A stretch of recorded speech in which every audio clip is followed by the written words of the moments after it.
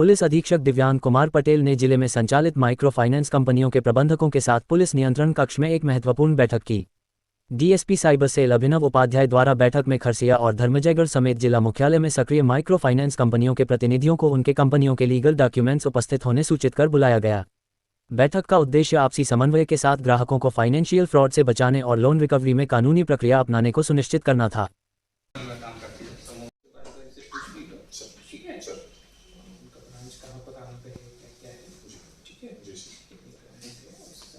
हमारे एसपी श्री दिव्यांग पटेल सर की अध्यक्षता में आज रायगढ़ जिले में ऑपरेटिंग सभी माइक्रो फाइनेंस इंस्टीट्यूशंस की मीटिंग बुलाई गई,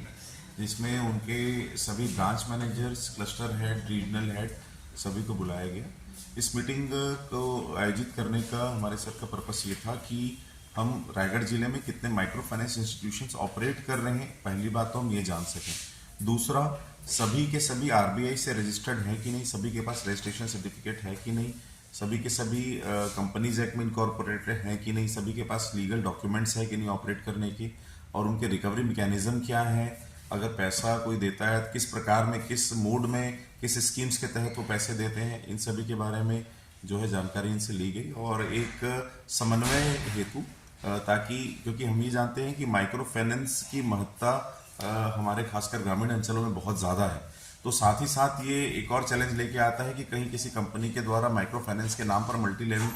लेवल मार्केटिंग का कोई स्कीम देके आम लोगों को ठगा न जाए। दूसरा, माइक्रो फाइनेंस लोगों तक स्मूथली पहुंचता भी रहे, ये भी बहुत आवश्यक है। तो इन दोनों चीज़ों को मेंटेन करने के लिए हमारे एसपी दिव्यांग पटेल सर की अध्यक्षता में एक मीटिंग शुरू की गई, जिसमें सभी माइक्रो फाइनेंस इंस्टीट्यूशंस पे बताया गया कि आप जितने लीगल मैकेनिज्म है रिकवरी के लिए वो ही इस्तेमाल करें, किसी प्रकार का कोयर्शन, किसी प्रकार का दबाव या आप किसी के साथ इलीगल कार्य ना करें, अदरवाइज जो है उसमें अनावश्यक आप लोगों को कानूनन पचड़े में जो है पड़ना पड़ेगा। एंड सेकेंडली, जो भी चीज़ आरबीआई के जो गाइडलाइंस है, आरबीआई 1934 के तहत जो चैप्टर 3 के अंदर जितनी गाइडलाइंस है समय समय पर आरबीआई के द्वारा जारी किए गए सर्कुलर्स हैं, वो क्या ये कंपनीज फॉलो कर रही हैं कि नहीं, यहाँ ऑपरेट करने से पहले क्या उन्होंने प्रशासन को और पुलिस को इस कुछ सूचना दी है कि नहीं। और हमने एक प्रोफार्मा भी तैयार कराया एसपी सर के मार्गदर्शन में, जिसमें सारी डिटेल्स उन कंपनी की फाइनेंशियल हेल्थ कैसी है, उनकी मदर कंपनी की फाइनेंशियल हेल्थ कैसी है, ये जानने के लिए हमने लास्ट 5 ईयर्स का बैलेंस शीट भी मंगाया है, जिसके एनालिसिस करके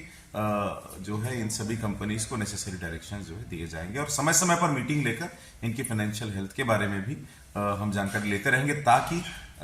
ये हमारी प्रतिबद्धता है रायगढ़ पुलिस की, किसी भी व्यक्ति के साथ किसी प्रकार की ठगी ना हो किसी कंपनी के नाम पर। ये इंश्योर करने के लिए हम सभी पैरामीटर्स ये micro finance institution company follow करेगी, नहीं आगे भी इस संबंध में मीटिंग लेते रहेंगे। Thank you.